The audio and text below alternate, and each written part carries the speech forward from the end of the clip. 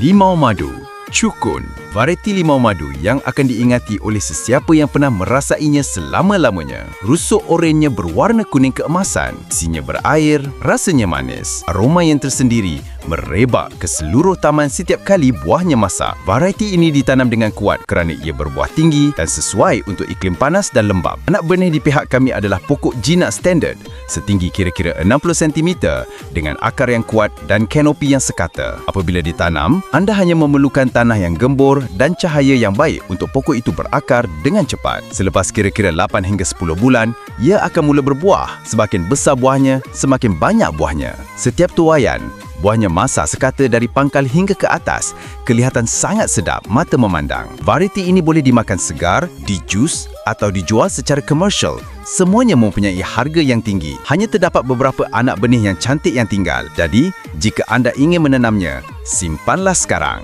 Kerana selepas kelompok ini, anda perlu menunggu sehingga tanaman seterusnya.